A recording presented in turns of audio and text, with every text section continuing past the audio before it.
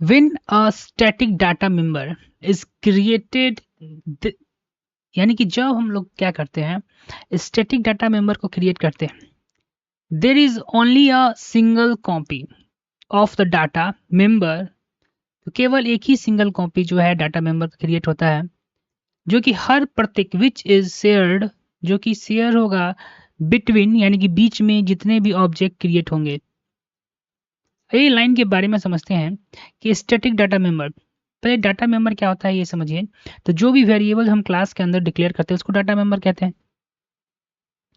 और the data member declared, वो data member जो कि स्टैटिक कीवर्ड के साथ हम लोग क्लास के अंदर जो डिक्लेयर करते हैं उसको हम लोग स्टैटिक डाटा मेंबर कहते हैं।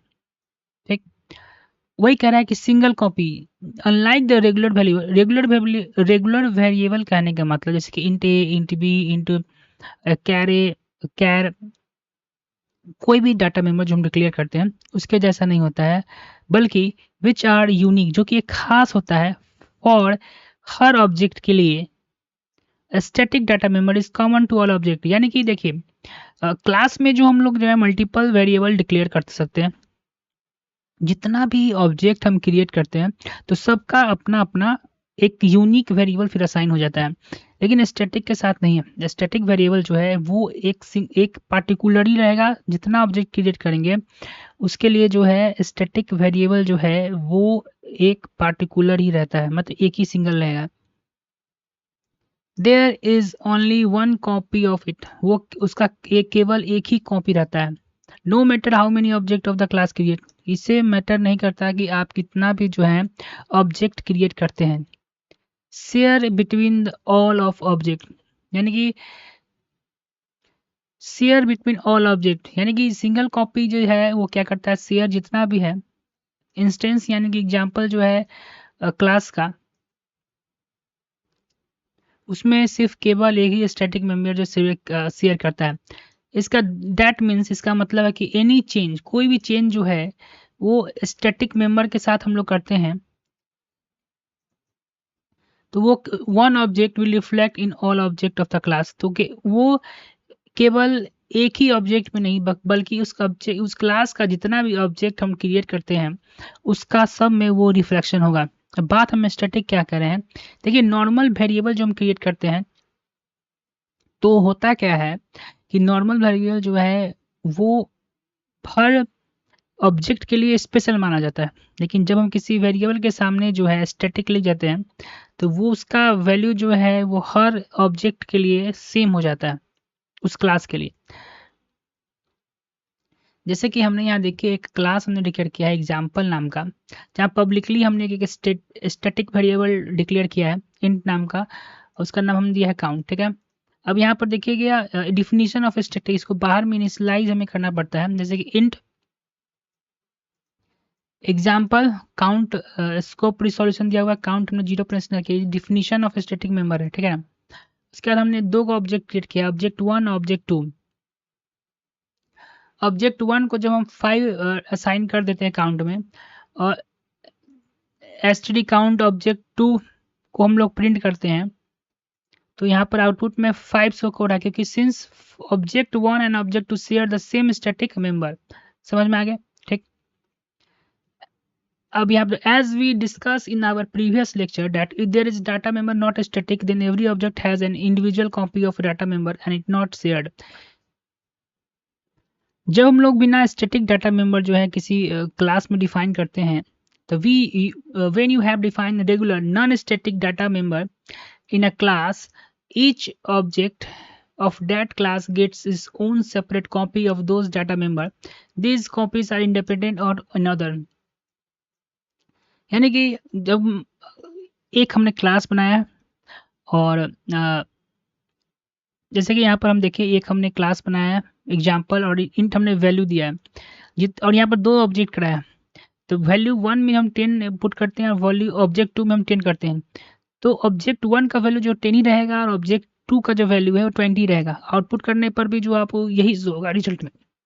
आउटपुट शो करने पर यानी कि प्रिंट करने पर भी हमें यही शो करता है। इसका कारण क्या है, in this object 1 object each have their own values, इसका ओन वैल्यूज लगेगा क्योंकि एक सेपरेट नया उसका जो है एक वेरिएबल हम लोग मिल चुका है own value and changing does not effect other उसका चेंज जो है एक दूसरे से इफेक्ट नहीं करता है।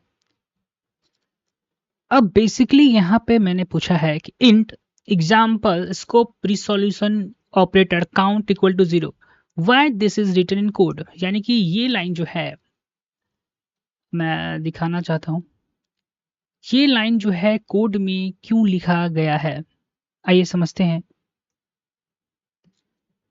Int example scopes resolution operator and initialising 0 defining of static member outside the class यानी कि यहाँ पे हम जो है स्टैटिक मेंबर को क्लास के आउटसाइड जो है डिफाइन कर रहे हैं। स्टैटिक मेंबर वेदर वेरिएबल या फंक्शन वेरिएबल हो या फंक्शन हो बिलोंग टू द क्लास जो कि क्लास से बिलोंग करता हो रेदर दे इंडिविजुअली ऑब्जेक्ट वो केवल एक ही ऑब्जेक्ट का हो या कई सारे ऑब्जेक्ट का हो।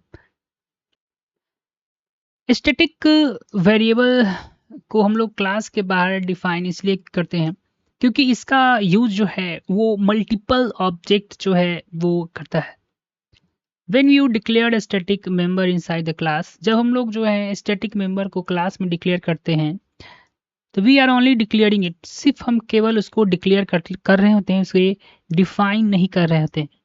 The memory for the static the memory for the static member is not located until you define it. जब तक आप इसको डिफाइन नहीं करते हैं बाहर तब तक उसको जो है मेमोरी प्रोवाइड नहीं होता है यानी कि लोकेट मेमोरी जो है लोकेट नहीं होता है। फॉर एग्जाम्पल एक क्लास हमने बनाया है एग्जाम्पल स्टैटिक इनकाउंटर डिक्लेरेशन सिर्फ हमने किया है स्टैटिक मेंबर को इसे डिफाइन नहीं किया है। Here count is only declared inside the class count जो है क्लास में केवल डिक्लेयर किया गया है कोई भी मेमोरी से साइन नहीं किया गया है अभी तक ठीक है ना यानी कि अभी तक कोई भी मेमोरी जो है इसे असाइन नहीं किया गया है। इनिशियलाइजेशन ऑफ स्टैटिक मेंबर यानी कि इनिशियलाइजेशन करना किसका स्टैटिक मेंबर का you must define the static member outside the class and initialize it with value. समझ में आ गया। You must define the static member outside the class and initialize it with value in your code this line यानी कि देखिए यहाँ पे कह रहा है कि initializing of the static member you must define the static member outside the class and initialize it with value in your code and line यानी क्लास के बाहर जो है आपको ये डिफाइन करना होगा वैल्यू को आपको जो है स्टैटिक वेरिएबल को आउटसाइड द क्लास जो है डिफाइन करना होगा और उसे इनिशियलाइज में अगर इनिशियलाइज आप नहीं भी करते ना तो डिफॉल्ट जो है हमेशा ये 0 से ही स्टार्ट होता है ठीक। Defining the static member count for example the class initialize it with the 0 से हमने इसे इनिशियलाइज किया गया है। This initializes happen outside the class because ये जो इनिशियलाइजेशन है क्लास के बाहर किया गया है। The static member belong to the class static member जो है इस क्लास से बिलोंग किया जाता है not any instance of object of the class यानी कि स्टैटिक मेंबर जो है क्लास से बिलोंग करता है ना कि किसी भी पार्टिकुलर ऑब्जेक्ट से। The initialization must occur only once initialization जो है केवल एक बार ही होता है। रिगार्डलेस का मीनिंग आप देखेंगे यहाँ पर यानी बजाय ध्यान दिए बगैर रिगार्डलेस ऑफ मेनी ऑब्जेक्ट यानी कितना भी जो है आप ऑब्जेक्ट बना लीजिए या क्रिएट कर लीजिए। द स्कोप रिसोल्यूशन ऑपरेटर यहाँ पर क्यों यूज किया गया है ये देखते हैं।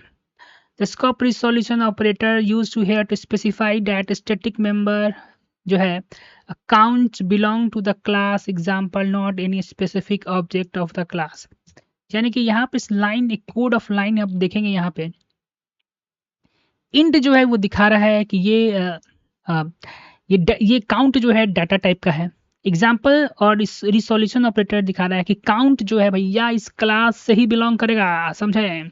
ये काउंट जो है एग्जाम्पल दिखा रहा है ये कोड। एग्जाम्पल पे तो क्लास का नाम लिखेंगे। इंट यानी दिखा रहा है कि काउंट जो है किस टाइप का है, और एग्जाम्पल यहाँ पर दिखा रहा है कि स्कोप रिसोल्यूशन ऑपरेटर जो है इसी ही काउंट जो है इसी क्लास से बिलोंग करता है, समझे।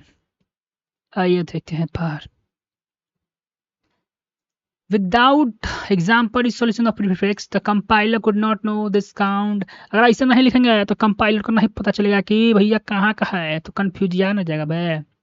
Refers example like static memory, समझे। ऐसा स्टैटिक मेंबर में हम लोग क्या करते हैं, एग्जाम्पल को रिफर्स करते हैं। मेमोरी एलोकेशन क्या है, देखिए देखिए क्या कर रहा है। When line is executed memory is allocated for static memory. जब ये लाइन जो है एग्जीक्यूट किया जाएगा दोस्तों, जब ये लाइन जो है एग्जीक्यूट किया जाएगा तो काउंटर को मेमोरी मिलेगा। और this memory share among all object, और ये मेमोरी जो है सब ऑब्जेक्ट के साथ शेयर होगा। अरे सब ऑब्जेक्ट कैसे नहीं होगा भाई, ये जो है स्टैटिक मेमोरी सबके ऑब्जेक्ट के साथ ना शेयर होगा, समझे। Example here how the code work, देखिए वर्ड कोड इस गया, ठीक है। यहाँ पे देखिए कोड कैसे वर्क हो रहा है। देखिए एक क्लास हमने बनाया है जिसका नाम हमने रखा है एग्जाम्पल। पब्लिकली देखिए स्टैटिक है and count declaration of static member, declaration हमने किया है काउंट नाम का। इंट में एग्जाम्पल देखिए, एग्जाम्पल एग्जाम्पल एग्जाम्पल यहाँ पे देखिए, यहाँ पर हमने ये इस क्लास को स्टैटिक मेंबर को बाहर डिफाइन किया है दोस्तों। एग्जाम्पल हमने दिया है रिसोल्यूशन ऑपरेटर के नाम से। इंट जो है दिखा रहा है कि किस डाटा टाइप का है, काउंट जो है किस डाटा टाइप है। एग्जाम्पल रिसोल्यूशन ऑपरेटर दिखा रहा है कि ये क्लास से ये बिलोंग करता है, और काउंट दिखा रहा है कि काउंट का ये वेरिएबल का नाम है, और यहाँ इक्वल टू देखो 0 है इनिशियलाइज किया है, ये तो समझ में आपको आएगा। एग्जाम्पल ये हमने 2 ऑब्जेक्ट क्रिएट किया है यहाँ पे। ऑब्जेक्ट डॉट वन काउंट में 5 को रिस्टोर करवाया, this modify the share static value. इसका तो ऑब्जेक्ट 2 को जैसे हम प्रिंट करवा रहे हैं तो यहाँ पर 5 प्रिंट होगा, क्योंकि ऑब्जेक्ट 1 और 2 जो है शेयर जो है स्टैटिक मेंबर में किया जाएगा। की point int example could require to define and initialize the static member with line int example count 0 is required to define and initialize the static member. Without this line, बिना इस line के the program could not know to allocate the memory for a count, and yet the linker error because the compiler could not able to find the definition of the static member. यहाँ पे एक कुछ छोटा line लिखा हुआ है, ये देखते हैं क्या कह रहा है। But there is a int before the example in this line, okay? इस लाइन में int का क्यों पूछ रहा है, तो int keyword before the example scope resolution operator count in this line, यानी कि इस लाइन में int पहले क्या लिखा है, यही समझना है ना। चलिए समझते हैं। There is because you defining the static member count and other type of counter is int.